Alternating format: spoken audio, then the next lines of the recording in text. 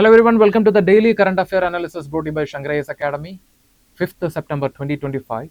And before getting into the discussion, please make sure that you subscribe to our YouTube channel. If you haven't, please do subscribe and also hit the bell icon to receive on-time update from the Academy. And coming to the today's topic for the discussion, the first topic is about the CEREBO. It's a tool developed by the ICMR and various other institutions to detect the brain hemorrhage within less than 2 minutes. And the next article is about the snakebite and climate change, because recently many studies found that because of the climate change, especially with the increase in the humidity and temperature, many regions are becoming hotspots for the snake bite. And the next article is about the right to dignity. So recently the Chief Justice of India called the dignity as the core value of the Indian Constitution. And the next article is about the Kavach 4.0. So recently the Indian Railway has invited bid for the development of 15,000 kilometers of the rail routes, and this is a part of the Kavach 4.0. And finally we'll be discussing the important topics for the prelims through the prelims focus. So with this we will begin the discussion with the first article. So what is CEREBO? The article is taken from The Hindu. So recently the ICMR, AIIMS of Bhopal and various other prestigious institutions collaborated to develop a portable radiation-free tool which can detect the brain hemorrhage within 1 or 2 minutes. So in this background, let us discuss more about the CEREBO. So before understanding about the CEREBO, we have to understand about the traumatic brain injury. So what is meant by traumatic brain injury? These are the brain injuries caused by sudden trauma to the head, usually from road accident, falling from the height, or during the time of violence. And depending upon the force of impact and depending upon the location of the impact, the severity of the traumatic brain injury can range from mild to severe brain damage. And you can see that the consequences can be short term or long term. For example, in short term, the people may experience cognitive, behavioral, or physical problems, and in long term, the people with the traumatic brain injury can experience neurodegenerative conditions like Alzheimer's or dementia.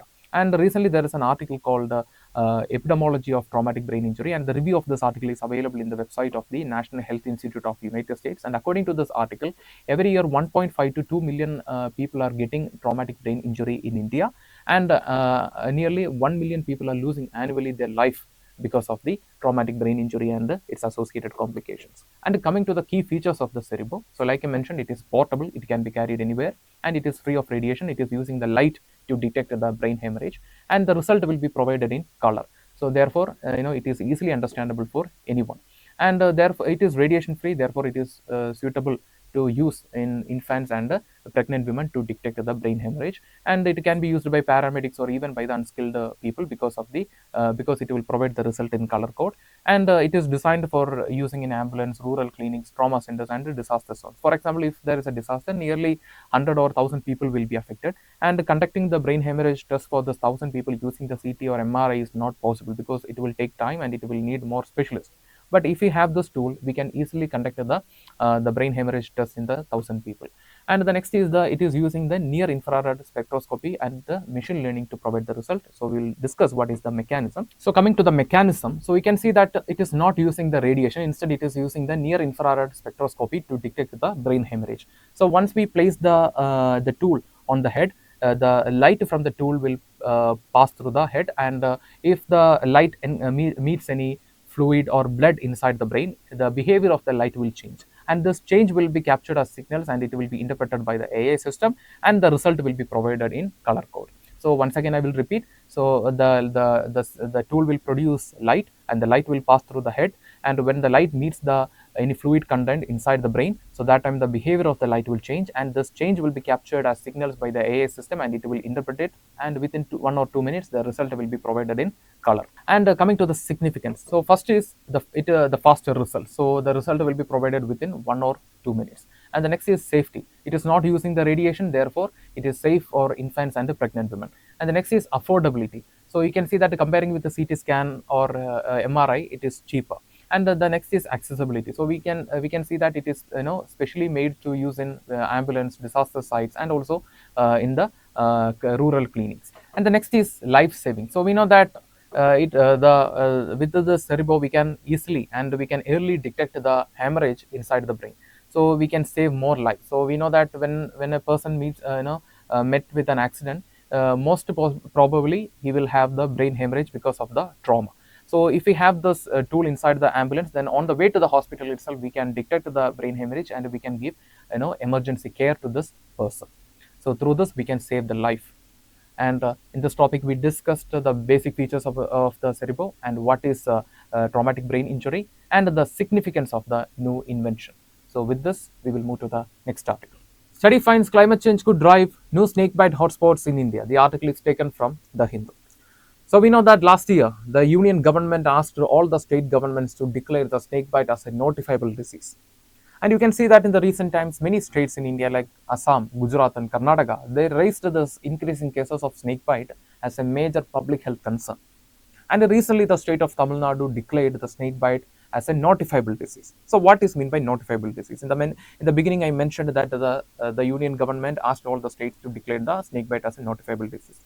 Notifiable diseases are the diseases or infections which has to be reported immediately to the concerned health authorities if there is an outbreak. For example, you are living in a neighborhood and one of your neighbors got a bite from a snake, and because of the snake bite is a notifiable disease, we have to report this case immediately to the concerned health authority. And such diseases or infections are called notifiable disease. And in this article, from the newspaper The Hindu is talking about how the climate change is related to emergence of new snakebite hotspots in India. That means that regions which are traditionally not known for snake bites are now becoming a major concern of snake bite. So in this background, let us discuss more about this article. So first we'll start with the introduction about the big four in India. So we know that India is a tropical nation and it is home to nearly 310 snake species. And out of the 310, nearly 66 of them are highly venomous. And among them, the four, that is common right, Russell's viper, saw-scaled viper, and Indian cobra are responsible for most number of snakebite death in India.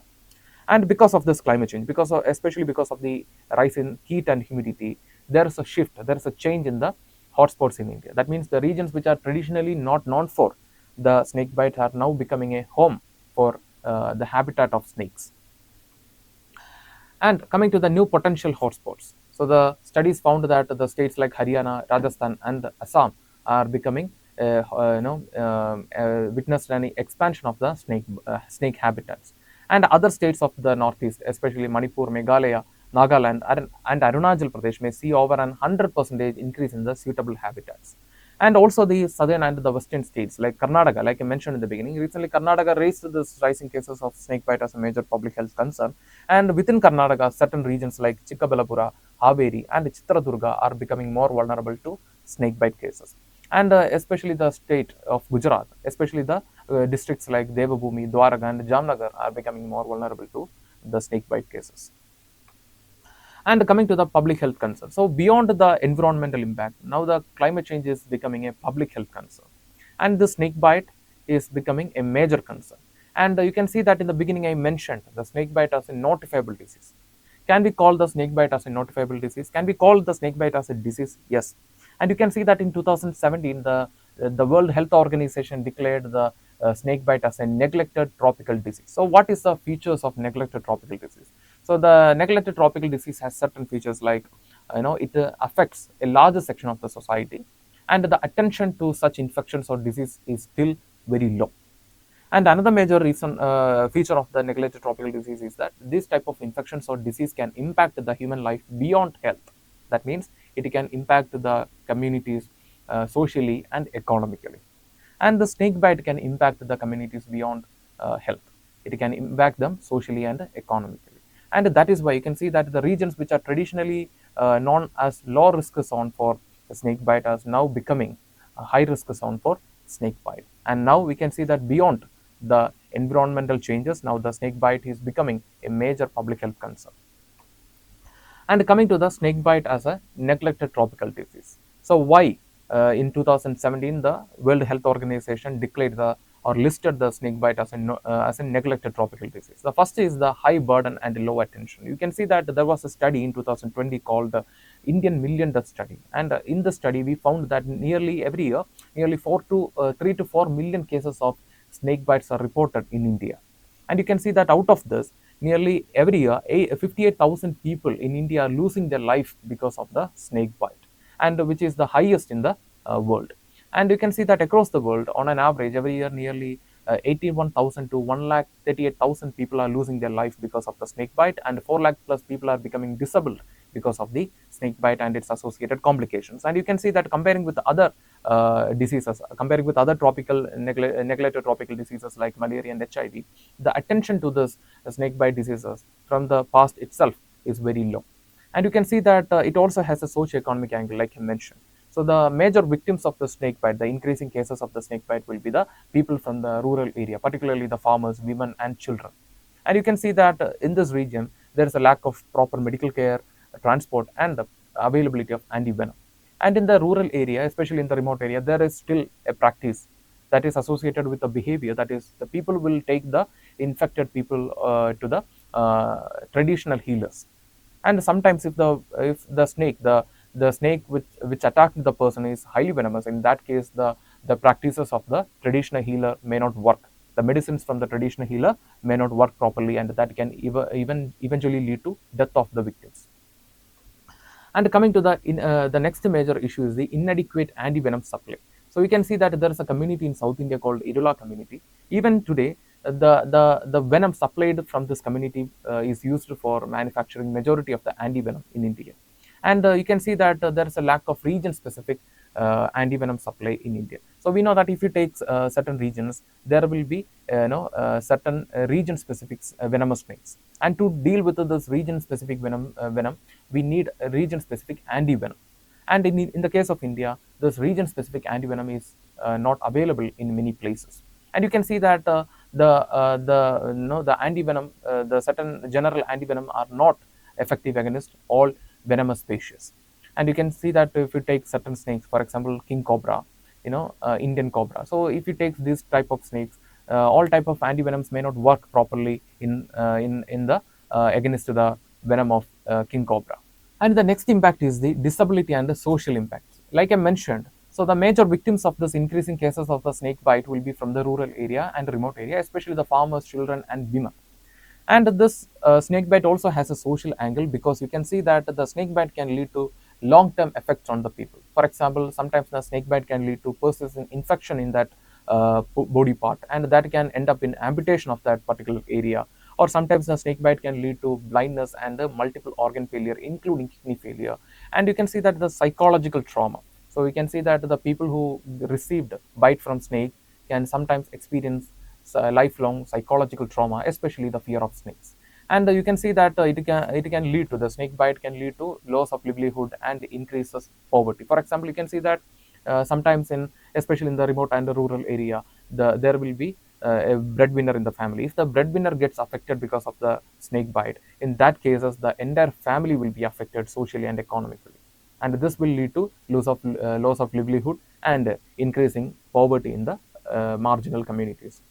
And the next is a recognition from the WHO. So like I mentioned, in 2017, the WHO declared the snakebite as a neglected tropical disease to bring more attention and funding to conduct research and developments in the field of anti-venom.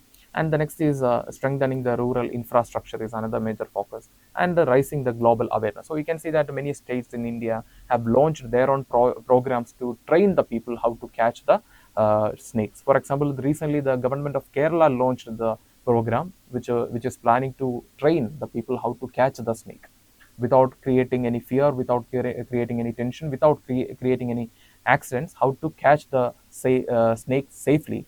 So for that, the government of Kerala recently launched a program, and the one of the actors, his name is Tobino Thomas, and he is the ambassador for this program.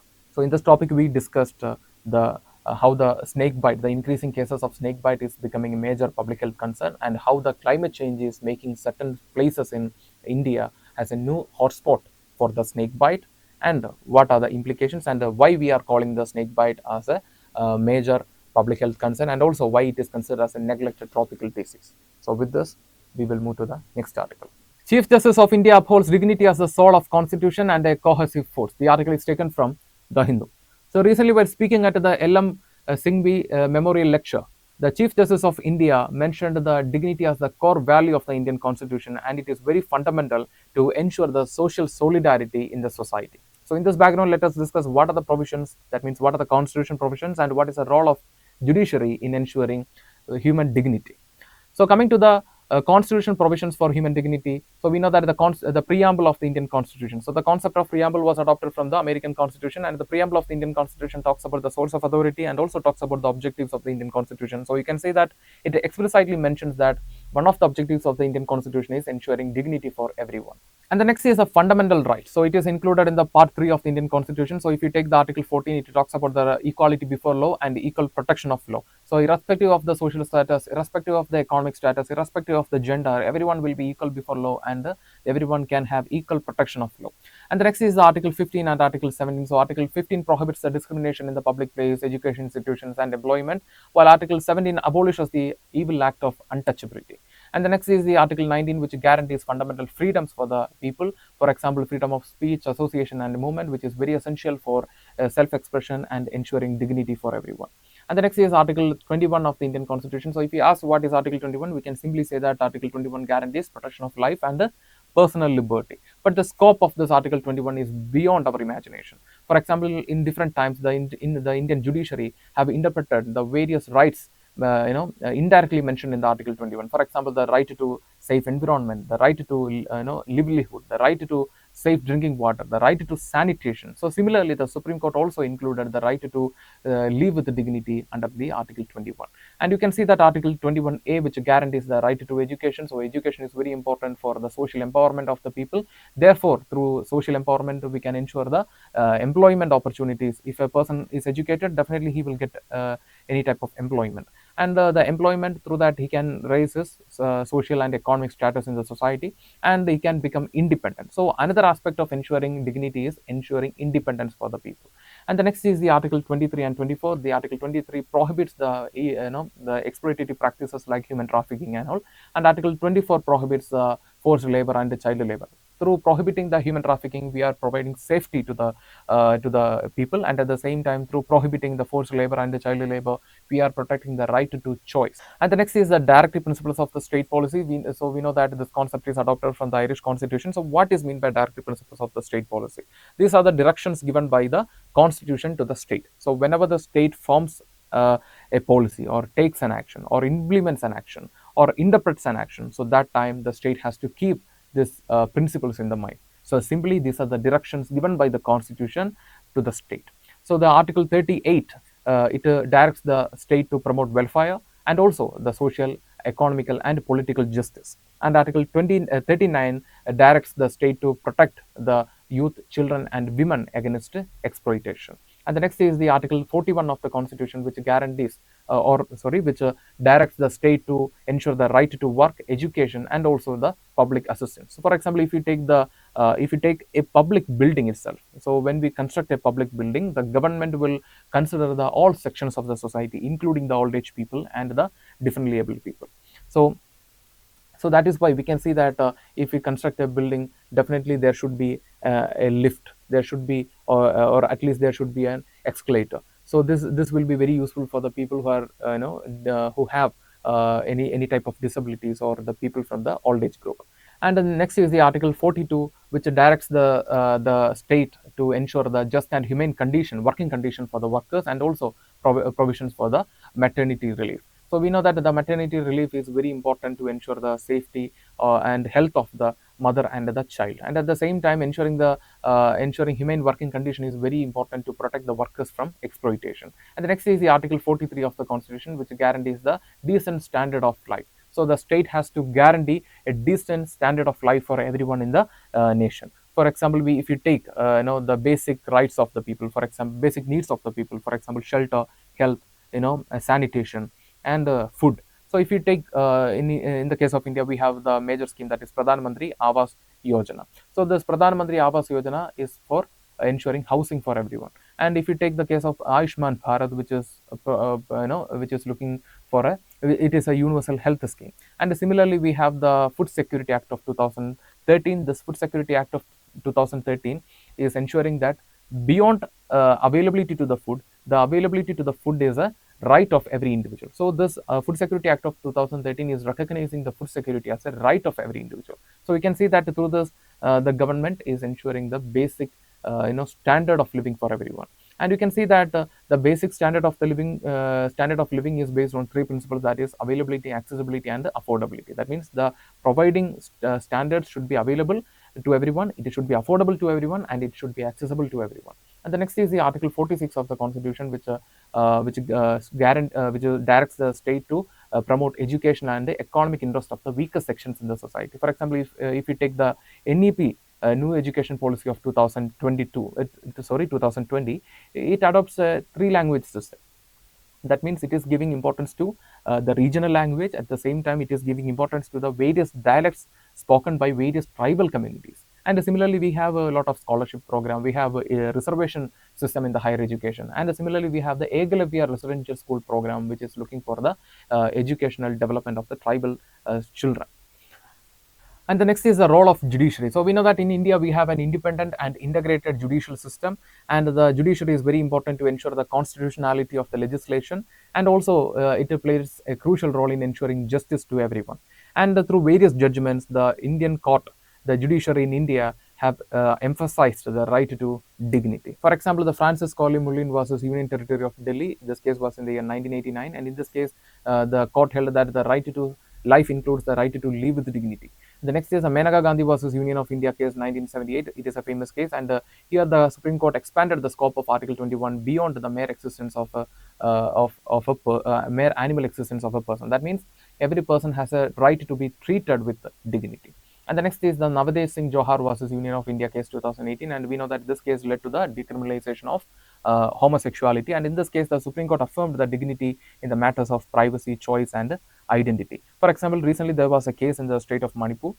In the state of Manipur, there was an MBBS student, and the student underwent reassignment surgery, and after that, she updated all her documents, but the university in the Manipur refused to give the updated document. And the case reached the Manipur High Court, and the High Court directed the university to give the updated university education certificates to the MBBS student. And the next is challenges. So we know that we have an independent and integrated judiciary, and we have a strong constitution which can change according to the time and space.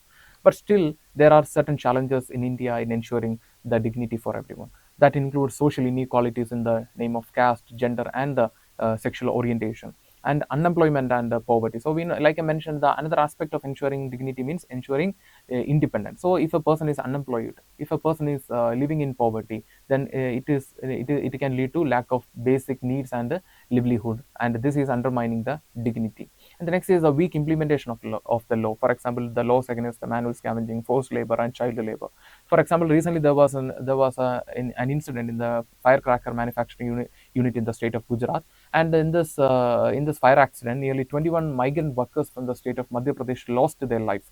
And when we investigated into this incident, we found that many workers working in the factory they are not documented properly. That means we don't know how much they are paid, what is their working hour, or what are the problems they are facing in the manufacturing unit. So we have no idea about this.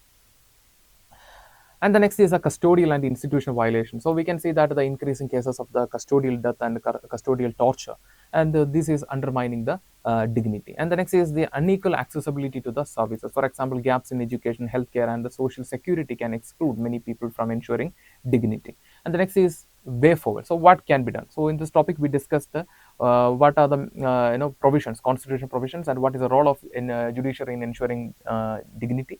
And then we discussed what are the challenges. So what can be done? First is ensuring forced implementation of anti-discrimination and equality laws. For example, according to the Crime Record Bureau data of 2023 shows that over 57,000 of cases in India reported are based on the caste-based violence. And the next is reduce poverty through job and welfare. So we know that according to the study done by the Niti Aayog in 2023, nearly 230 million people in India are living under the poverty. And the next is a strengthening implementation of the rights-based law. For example, even though having a lot of technologies, even though having provisions against the manual scavenging, this practice is still persisting in many parts of the countries, especially in major cities.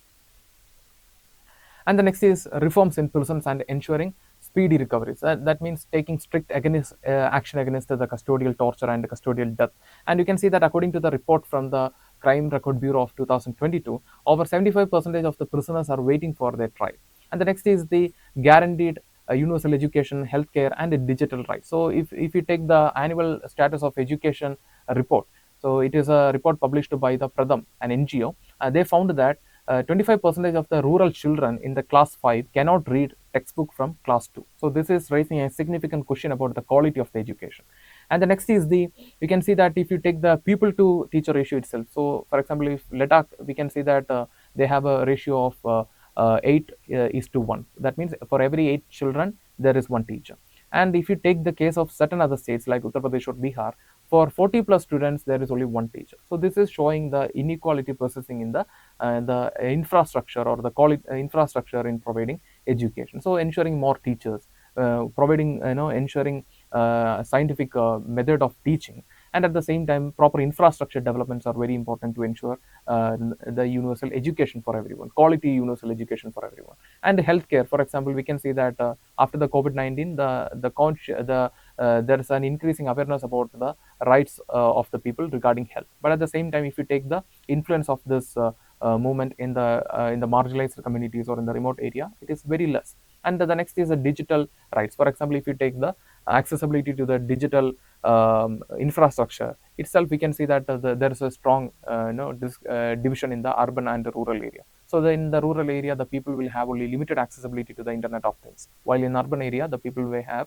higher rate of accessibility to the Internet of Things. And this significantly affects the accessibility to the service also, because we can see that these days majority of the services are provided through online. So this is affecting the accessibility to the service. So ensuring the digital rights of the people is also very important in the upcoming days to ensure the human dignity. So in this topic, we discussed the provisions for ensuring the human dignity and what are the challenges and what can be done. So with this, we will move to the next article. Kavach 4.0 to cover 15,000 kilometer of high density rail route. The article is taken from The Hindu. So now the Indian Railway has invited bids for the development of nearly 15,000 kilometer of high density rail route, and some of them are included under the Golden Quadrilateral and Golden Diagonal. So we know that this is a part of the expansion of the Kavach system in India to ensure the safety and the security of the Indian Railway and passengers. And coming to the Kavach, so it is an indigenous automatic train protection system developed by India, that is Research, Design and Standard Organization, which is headquartered in Lucknow, and along with various other Indian industries, we indigenously developed this automatic train protection system, and the objectives includes prevention of signal passing at danger. For example, if the loco pilot fails to apply the brake, the system will automatically apply the brake and stop the train at the signal. And the next is the controlling overspeeding and avoiding the collisions between the trains. For example, if two trains are coming on against each other in the same path, in that case, the system will automatically apply the brake and saves the people. Coming to the features of the Kavach 4.0. So it is planning to improve the location accuracy. So we know that the real-time update about the location of the train is really important to provide signal and to bring changes in the path. And the next is the enhanced signal aspect information on a large yard. So note that information on a large yard. So we know that the Indian railway network is highly complex. Therefore, providing information on a large scale is really important to avoid the miscommunication and confusion between the various trains. Traveling from different distances. And the next is ensuring station to station interface via optical fiber cable. So the stations, every stations will be connected using the optical fiber cable for better communication, and through this we can provide on-time signal, and we can if there is any need, we can bring the changes in the path. And the next is the direct interface with the electronic interlocking. So according to this, as per this electronic interlocking, the signaling and the changes in the path will align with the train. Therefore, it will prevent the accidents caused by human errors. And coming to the Golden Quadrilateral and Golden Diagonal. So the Golden Quadrilateral rail routes are the routes which connects the major cities like Delhi, Mumbai, Chennai, and Kolkata. And Golden Diagonal, it connects the Delhi with the Chennai, and Howrah with the Chennai, and Delhi with the Mumbai, and Howrah with the Mumbai. So simply this both rail route connects the major cities in India in 4 different directions. And you can see that the Golden Quadrilateral and Golden Diagonal together forms nearly 55% of the Indian Railways freight and passenger traffic, and they contribute nearly 16% of the India's railway route length. And therefore, it is a high time to take or we need a strong implementation of the Kavach to ensure the safety and the security of the passengers and the Indian Railway. And in this picture, you can see the quadrilateral, golden quadrilateral rail route. So you can see that the Delhi, Howrah, that is in Calcutta, and Chennai and Mumbai. So all the major four cities in four different directions are connected using the railway network. And coming to the additional context, we can see that the railway protection system, that is the automatic train protection system of India, is really efficient. Therefore, the Europe is also planning to implement the similar system to protect their passengers and the trains. And you can see that the Kavach is a part of the Atmanirbhar Bharat. So Atmanirbhar Bharat is looking to achieve the self-sufficiency for the nation. And you can see that the Kavach is aligning with the national railway plan of 2030, which is aiming for 100% Kavach coverage on high density rail route plus high utilization of the high density routes by 2030. So in this topic, we discussed the basics about the Kavach system and its importance in the upcoming days. So with this, we will move to the prelims focus. So coming to the prelims focus, the first topic is NCERT, that is National Council of Education Research and Training. So recently the NCERT, the autonomous organization working under the Ministry of Education, celebrated the 65th Foundation Day. And in this event, the NCERT launched various initiatives, including the Diksha 2.0. So we know that the full form of Diksha is Digital Infrastructure Knowledge Sharing. For knowledge sharing. So this through this platform, the NCERT is aiming to improve the digital education across the country. And like I mentioned, it is an autonomous organization working under the Ministry of Education, and it is established in the year 1961. And the aim of this organization is to assist the central and the state governments to frame better policies to improve the education quality in the school level. And coming to the next topic, it is the World Coconut Day. So we know that the World Coconut Day is celebrated on September 2nd. And this year, the World Coconut Day was celebrated by the Coconut Development Board with various new schemes. And the intention behind this World Coconut Day is commemorating the formation of the Asia Pacific Coconut Community and raise awareness about the importance, benefits, and the use of the coconuts across various industries. And this year, the theme for the World Coconut Day is Uncovering Coconut's Power, Inspiring Global Action. And the next topic is about the Asia Pacific Coconut Community. So the World Coconut Day is observed to commemorate the formation of the Asia Pacific Coconut Community. So what is Asia Pacific Coconut Community? It is established in the year 1969 under the United Nations Economic and Social Commission for Asia and the Pacific, and the institution is located in the Jakarta, that is in Indonesia, and it has 18 full members including India. And the objective is to promote, coordinate, and harmonize all activities of the coconut industry to achieve maximum socio-economic development for the coconut industry. And the next is Coconut Development Board. It is a statutory body working under the Ministry of Agriculture and Farmers Welfare, and it is established in the year 1981. And the headquarter of the organization is located in Kochi in Kerala. And apart from the main headquarter, it has 4 regional offices that is located in Bangalore, Chennai, Guwahati, and Patna. And the aim of this board is to boost the productivity, diversify the product, expanding cultivation, and enhancing the quality and the marketing of the coconut industry. And the next is the All India Institute of Speech and Hearing. So recently the All India Institute of Speech and Hearing celebrated its Diamond Jubilee. So it's an autonomous national organization working under the Ministry of Health and Family Welfare, and it is established in the year 1966. And the objective is to impart professional training and render clinical services. And it also conducts research and educates the people on issues related to communication disorder such as hearing impairment, mental retardation, voice fluency, phonological and language disorders. So it's an institution which is primarily working on conducting research and educating the people about the communication disorders, and it is working under the Ministry of Health and Family Welfare. So please note it; it is very important. So with this, we are coming to the conclusion for the prelims focus. With this, we are coming to the conclusion for today's current affair analysis. If you like the video, hit the like button, give your feedbacks as comments, and share this content with your friends. And before leaving this channel, don't forget to subscribe and also hit the bell icon to receive on-time update from the academy. And the questions for this current affair analysis will be discussed in the evening at 5 o'clock. So please do give maximum participation. So once again, thank you for listening to us. Thank you for listening to me. Have a nice day.